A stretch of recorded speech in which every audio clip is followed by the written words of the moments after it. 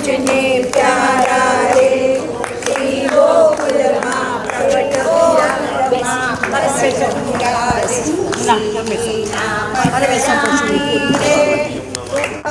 नारा सुख के नारा रूपाना करनारा रे दैवी जीवने शरणे देवा प्रकट थया महाराणी रे काने सुंदर नाके नटनी बाले खिलड़ी सोहे रे कर्मा कंकण झुनझुन वाजे पधारे रे लाले खिलड़ी पहरी सुंदर दर्शन आपे रे तुम्हारी आरती उतारे जगराती काटे रे जय महारानी जय महारानी जय जय जय महारानी रे श्री गोकुल माँ श्री गोकुल माँ प्रगट जाजे श्री रानी रे श्याम सुंदर रमणे महारानी राधे मुझे प्यारा रे श्री गोकुल माँ प्रगट जाजे श्री गोकुल पटरानी रे श्री गोकुल पटरानी रे श्री दीना पटरानी रे श्याम सुंदर श्याम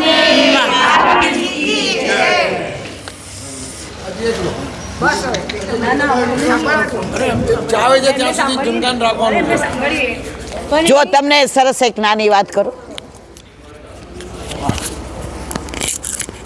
આજે યમુનાજીનું ગાવાનું મન થયું.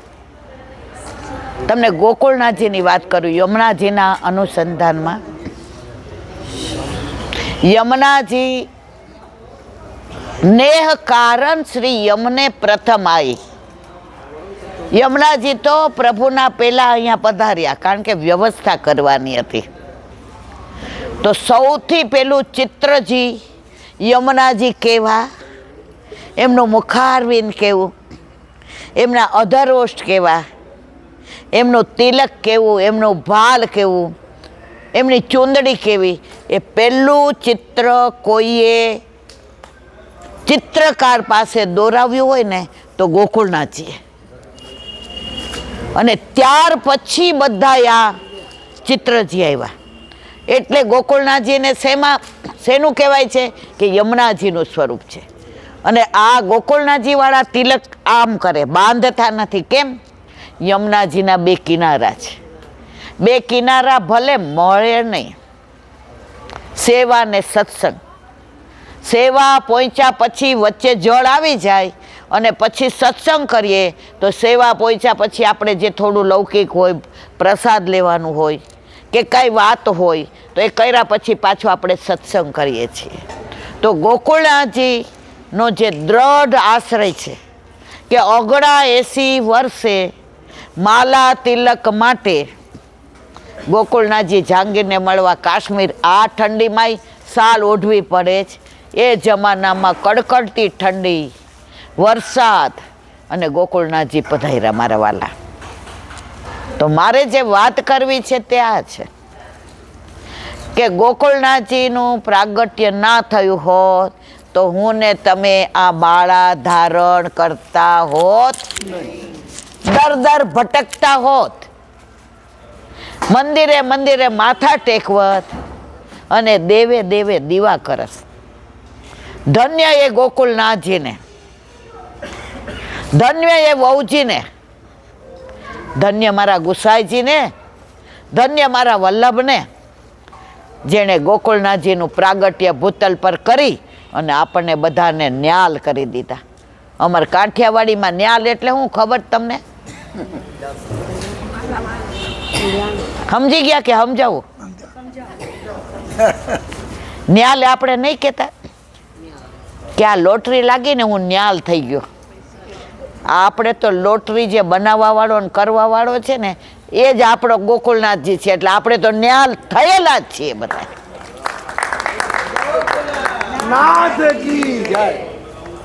અને દ્રઢતા એમની આપણે શીખવાની છે. આપણે બધા હલી બહુ જઈએ, જરાક તકલીફ આવે જરાક મુશ્કેલી આવે મનમાં તરત વિચાર આવે આપણે આટલું કરીએ તોય આપણી સાથે જ આવું થાય છે.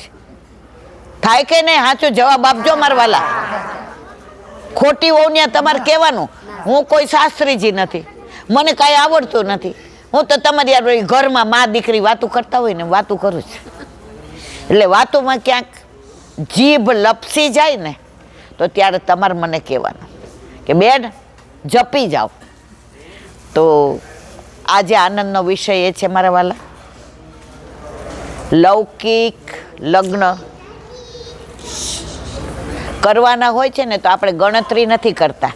આપણી દીકરી એમ કે ને આવો મંડપ નહીં ચાલે બેટા તું કે, પછી આલ્બમ બતાવીએ કે નહીં? પછી મેનુ કહીએ ના પપ્પા મારી સાસરીવાળાને સાંજે તો આવું નહીં ફાવે, તું કે. પછી આપણે પૈસા ગણીએ છીએ? નથી ગણતા.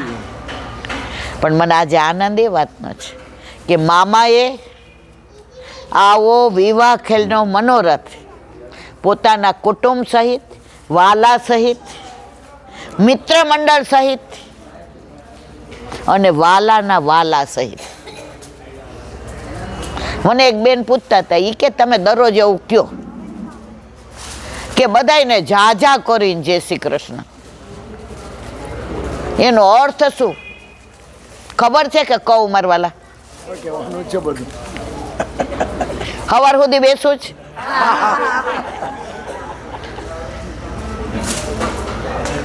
જો ઝાઝા કરીને એટલે તમે ને હું અહીંયા મળ્યા, બરાબર? આપણો સંબંધ બધાયનો અહીંયા મળ્યાનો નથી મારા વાલા.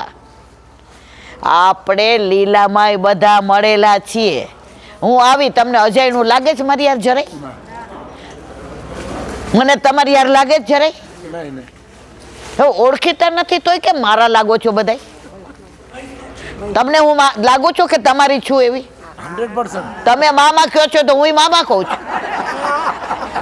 આમાં મારી વાત ખોટી હોય કે જો મારવાલા. અહીંયા મળ્યા તોય ઓળખાણ, જૂની ઓળખાણ છે. લીલામાં ઓળખાણ હજારો જન્મોથી વિખૂટા પડેલા હતા એ ઓળખાણ.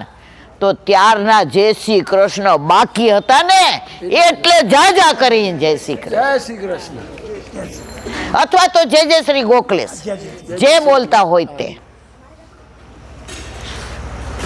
પછી એક જણે એવો પ્રશ્ન પૂછ્યો કે વૃત્રાસુરની ચતુશ્લોકીમાં દાસ બનવાનું નથી કહેતા, દાસાનું દાસ કહે છે. શું કહે છે?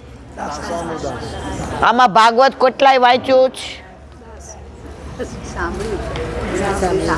સુબોધિનીજી કેટલાય સાંભળી છે? ચલો વાંચ્યું નહીં સુબોધિનીજી,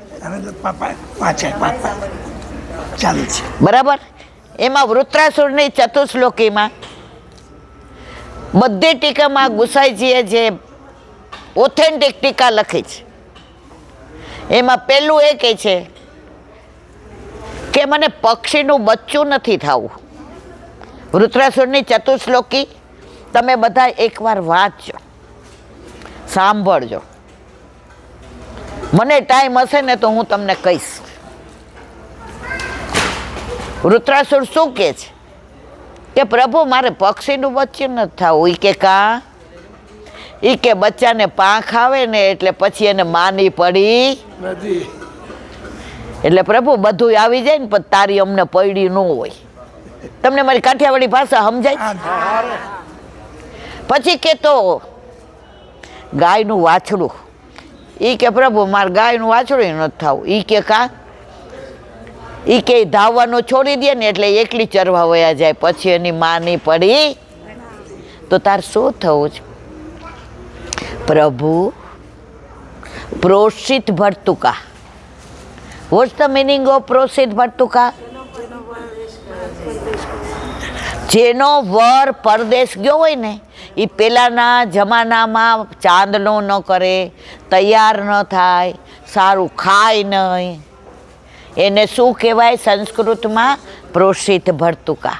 અને આવી જાય પછી જે આનંદ કરે એ જ્યાં સુધી લીલામાં જાય ને ત્યાં સુધી કરે. તો પ્રભુ મારે પ્રોષિત ભરતું કા, એટલે કે મારો વર પરદેશ ગયો હોય, હું રાહ જોતી હોઉં, એ આવી જાય પછી લીલામાં જાઉં ત્યાં સુધી એનો સાથ સંગાથ ન છૂટે એવો દાસ મને બનાવો. તો આપણે બધાએ શું બનવાનું છે? દાસાનું દાસ. હવે દાસ કોણ ખબર તમને? ખબર છે કે કહી દઉં? દાસ ગોપી છે. ગોપીઓ કોણ છે? દાસ. પછી એના દાસ કોણ છે? 84,252. દાસાનું દાસ. એના દાસ કોણ? 84,252. અને એના દાસ આપણે. તો આપણે શું થયા? દાસાનું. તો આપણે પહેલાંના જમાનામાં ઇન્ટરનેટ નહોતું, નેટ નહોતી, મોબાઈલ નહોતા, પત્ર લખતા. અને એમાંય વલ્લભકુળને કાંઈ લખવું હોય ને ત્યારે લખતા પ્રાતસ્મરણીય પરમ શ્રદ્ધેય વિશ્વવંદનીય પૂજ્ય જે શ્રીના કોમળ યુગલ ચરણારવિંદમાં દંડવત સ્વીકારવા કૃપા કરજો. પછી જે લખવું હોય એ લખીને નીચે શું લખીએ ખબર? દાસાનું દાસ. દાસ થવાની અમારી લાયકાત નથી. તો વૃત્રાસુરે કહ્યું, પ્રભુ મારે દાસ નથી બનવું. કે કેમ? તો ઘણા ગેરસમજ કરે, દાસ નથી બનવું, શું તાર સ્વામી બનવું? ના પ્રભુ, દાસ બનવું ને નજીક રહું તો ક્યાંક દોષ દેખાઈ જાય તો.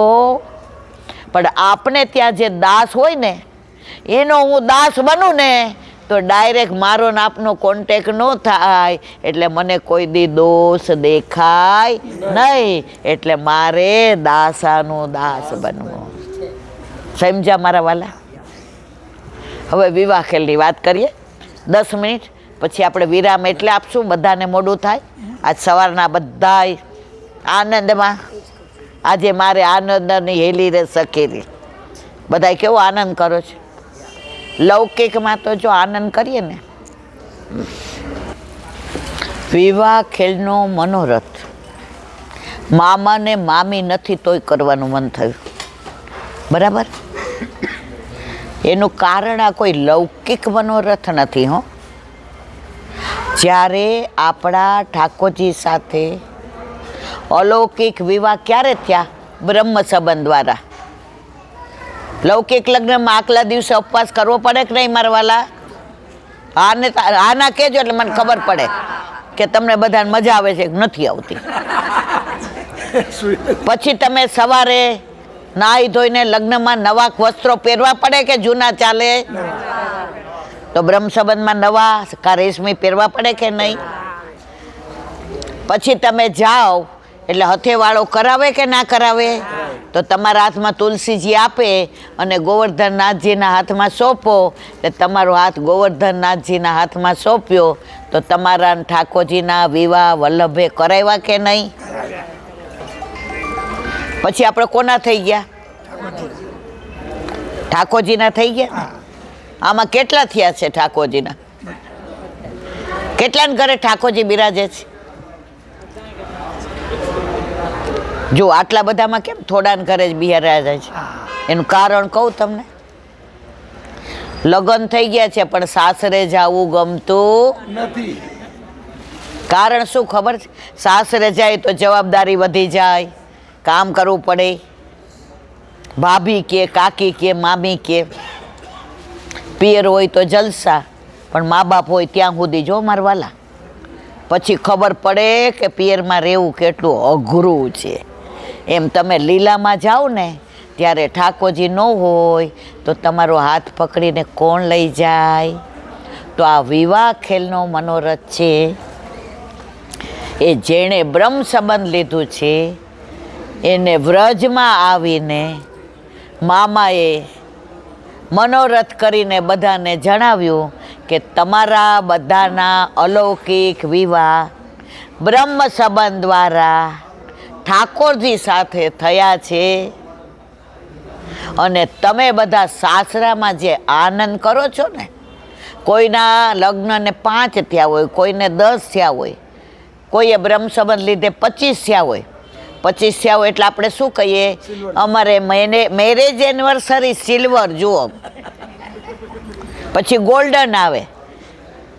તો મામાએ બધાએ બ્રહ્મ સંબંધ લીધું હતું ને એની સિલ્વર ને ગોલ્ડન એનિવર્સરી આ ઉજવી, એનું કારણ આ વિવાહ ખેલનો મનોરથ છે. મારા વાલા, તમારું દ્રવ્ય સારું હોય તો સારી જગ્યાએ વપરાય.